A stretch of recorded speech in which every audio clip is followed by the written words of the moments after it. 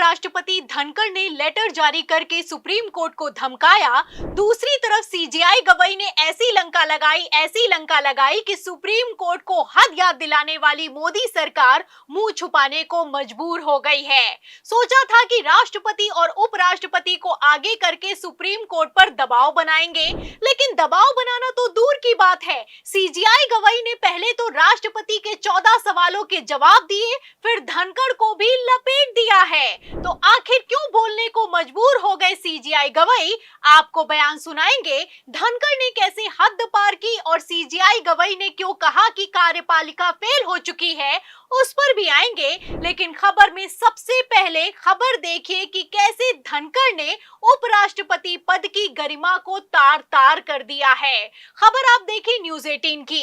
देखिए इसमें लिखा हुआ है कि संसद ही सुप्रीम, फिर गरजे उपराष्ट्रपति जगदीप धनखड़, सुप्रीम कोर्ट को दे दी नई सीख। तो जैसा कि आप जानते हैं कि जब से सुप्रीम कोर्ट से वक्फ कानून पर रोक लगाई गई है, तब से भाजपाई बौखला रहे हैं, जिसमें उपराष्ट्रपति धनखड़ ने हद पार कर दी है। पहले कहा कि संसद सुप्रीम है और अब संसद को सुप्रीम साबित करने के लिए सुप्रीम कोर्ट को धमकी भरा लेटर जारी कर दिया गया है, तो हड़कंप मच गया है। जैसा कि आप जानते हैं कि राज्यसभा सचिवालय से लेटर जारी करके मुसलमानों को कठमुल्ला बताने वाले जस्टिस शेखर यादव पर की जा रही इन हाउस जांच पर तत्काल प्रभाव से रोक लगा दी गई है। उस जांच पर रोक लगा दी गई है जिसके सख्त आदेश पूर्व सीजेआई संजीव खन्ना ने पारित किए थे। आपको बता दें कि एक तरफ इन हाउस जांच पर रोक लगी है, दूसरी तरफ राज्यसभा ने सुप्रीम कोर्ट को हद याद दिलाई है। अब यही हद याद दिलाना राज्यसभा सभापति जगदीप धनखड़ को भारी पड़ गया है, और इतना भारी पड़ गया है कि सीजेआई गवई ने मुंह दिखाने लायक तक नहीं छोड़ा है। आपको बता दें कि सीजेआई गवई ने राज्यसभा का लेटर जारी होते ही विदेशी धरती से ऐसा जवाब दिया है कि मोदी सरकार की नींद हराम होने वाली है। खबर भी मौजूद है, खबर आप देखिए, बिग ब्रेकिंग निकलकर सामने आई है। न्यूज़ 18 की खबर है और इसमें लिखा भी हुआ है कि जुडिशियल एक्टिविज्म जुडिशियल टेररिज्म ना बने, सीजेआई गवई बोले कार्यपालिका के फेल होने पर हस्तक्षेप जरूरी हो जाता है। तो क्या कार्यपालिका फेल हो चुकी है? क्या राष्ट्रपति ने अपनी जिम्मेदारी नहीं निभाई है? क्या सीजेआई गवई ने मोदी सरकार को उसकी हद याद दिलाई है? और सबसे बड़ा सवाल, क्या सीजेआई गवई ने एक लाइन में राष्ट्रपति के 14 सवालों के जवाब दे दिए हैं? जैसा कि आप जानते हैं कि पहले तो राष्ट्रपति ने सुप्रीम कोर्ट पर 14 सवाल दागे और फिर पूछा कि क्या राष्ट्रपति की टाइम लिमिट निर्धारित करने का सुप्रीम कोर्ट को हक है। एक तरफ राष्ट्रपति बोली, दूसरी तरफ उपराष्ट्रपति धनखड़ ने तो यहाँ तक कह दिया कि अनुच्छेद 142 परमाणु मिसाइल बन चुका है, न्यायपालिका कार्यपालिका के कामों में हस्तक्षेप कर रही है। धनखड़ ने कहा कि अदालतें राष्ट्रपति को आदेश नहीं दे सकती हैं। आपको बता दें कि धनखड़ का यही बोलना भारी पड़ गया है। पहले तो बोला था और अब लेटर जारी करके सुप्रीम कोर्ट के फैसले को ही पलट दिया है। आपको बता दें कि एक तरफ धनखड़ ने एक्शन लिया है, दूसरी तरफ सीजेआई गवई ने रिएक्शन दिया है, और ऐसा रिएक्शन दिया है कि सबकी बोलती बंद हो गई है। तो लंदन के ऑक्सफोर्ड यूनियन में सीजेआई गवई ने ऐसा क्या कह दिया कि हड़कंप मच गया है। मैं आपको खबर का मेन पॉइंट पढ़कर सुना भी देती हूँ। देखिए खबर में लिखा हुआ है कि तमिलनाडु के गवर्नर से जुड़े मामले में सुप्रीम कोर्ट के फैसले पर काफी बहस हुई। अब chief justice of India B R Gavai ने इस मसले पर अपनी बेबाक राय रखी है।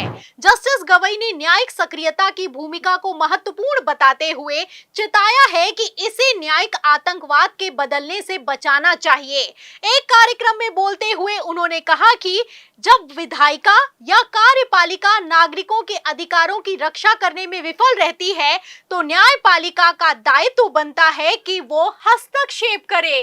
तो सीजेआई के इस बयान ने कैसे मोदी सरकार की नींव हिलाकर रख दी है, आप समझ सकते हैं। जैसा कि आप जानते हैं कि सुप्रीम कोर्ट ने ऐतिहासिक फैसला सुनाया और इस फैसले में राष्ट्रपति और राज्यपाल की टाइम लिमिट को निर्धारित कर दिया गया। सुप्रीम कोर्ट ने अपने आदेश में कहा कि ऐसा बिल्कुल भी नहीं चलेगा कि बिना कारण बताए बिलों को लटकाया जाए।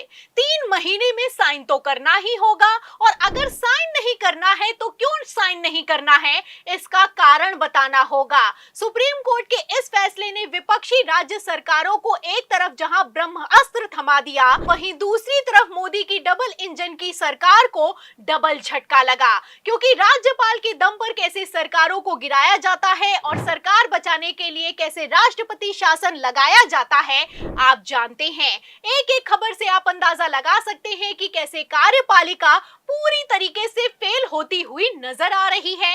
अब इसी पर सुप्रीम कोर्ट ने डंडा चलाया है तो बौखला रहे हैं, और इतना बौखला रहे हैं कि सुप्रीम कोर्ट के आदेश तक को पलटते हुए नजर आ रहे हैं। वो भी उस आदेश को पलट दिया गया है जिसका अधिकार राज्यसभा सभापति को है ही नहीं।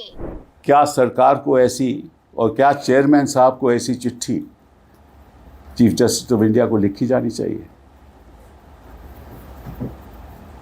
जो इन हाउस प्रोसीजर है वो सुप्रीम कोर्ट का अपना प्रोसीजर है, उसका इम्पीचमेंट मोशन से कोई ताल्लुक नहीं। मतलब एक नफरती जज को बचाने के लिए इतनी हद पार हो चुकी है कि सुप्रीम कोर्ट की इन हाउस जांच को बंद करवाने के लिए लेटर जारी कर दिया गया है। इस लेटर को लेकर कपिल सिब्बल ने साफ कह दिया है कि सीजीआई गवई को ऐसा लेटर जारी करने का हक मोदी सरकार और राज्यसभा के सभापति को है ही नहीं। एक तरफ धनखड़ ने लेटर जारी कर सुप्रीम कोर्ट को हद याद दिलाई है, दूसरी तरफ सीजीआई गवई ने दो टूक जवाब दिया है तो सबकी बोलती बंद हो गई है।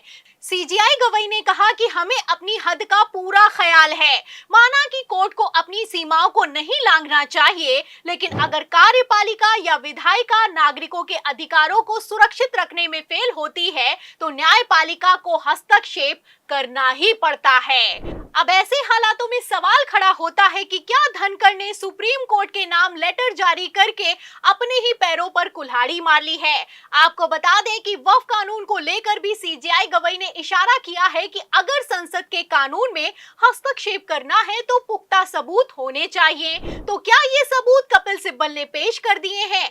आपको बता दें कि एक तरफ सीजीआई गवई ने हस्तक्षेप की बात कही है, दूसरी तरफ वक्फ पर भी तलवार लटक रही है। फिलहाल सुनवाई पूरी है, फैसला सुरक्षित है। अब वक्फ के मसले पर नागरिकों के अधिकारों को सुरक्षित करने के लिए सुप्रीम कोर्ट किस हद तक जाती है, इस सवाल के जवाब में धनखड़ के एक्शन पर, सीजीआई गवई के रिएक्शन पर आपकी क्या राय है? सुप्रीम कोर्ट वर्सेस संसद में कौन बाजी मारेगा? जो भी आप सोचते हैं हमें कमेंट बॉक्स में जरूर लिखें। वीडियो को ज्यादा से ज्यादा शेयर करें, हमारे चैनल को लाइक करें, सब्सक्राइब करें, ज्वाइन करें। फिर मिलती हूँ अगली खबर के साथ, तब तक के लिए धन्यवाद।